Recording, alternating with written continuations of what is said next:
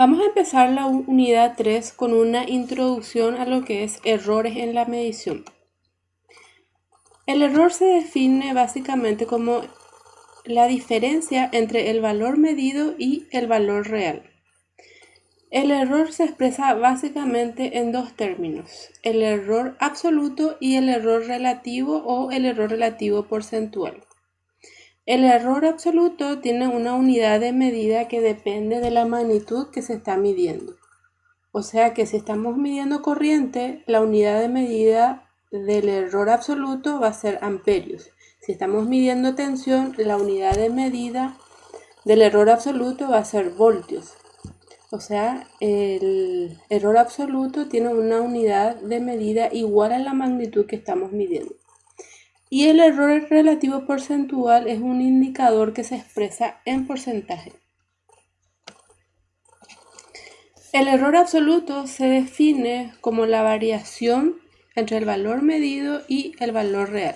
Si no tenemos el valor real, podemos considerar el promedio de las mediciones y utilizarlo como valor real. O sea, realizar repetidas mediciones, calcular el valor medio y utilizar eso como el valor real.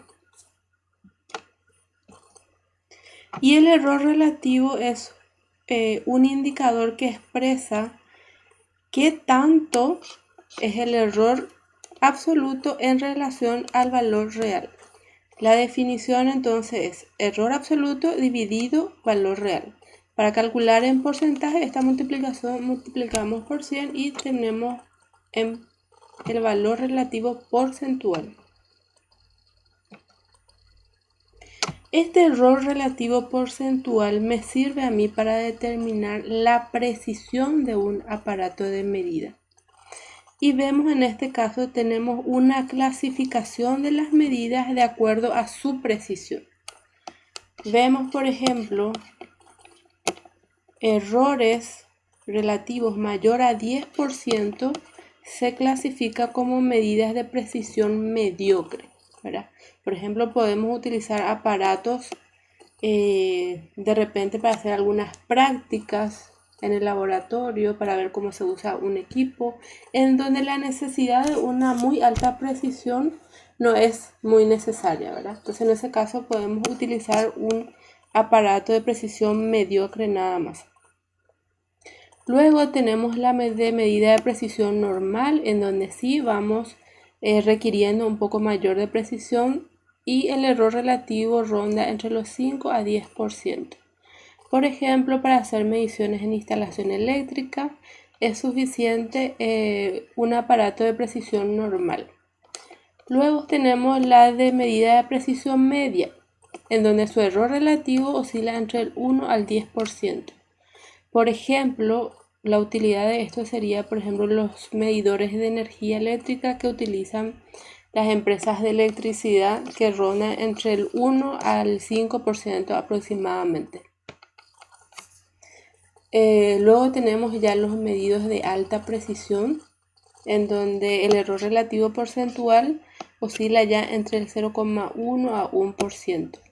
Y las de medidas de muy alta precisión, cuyo error relativo ya es inferior al 0,1%.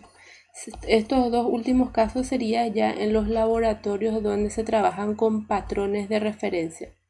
Entonces, de acuerdo a la necesidad, se ve el aparato adecuado para esa utilidad, ¿verdad?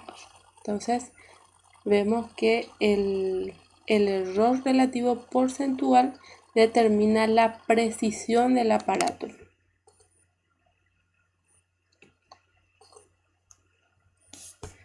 Además de tener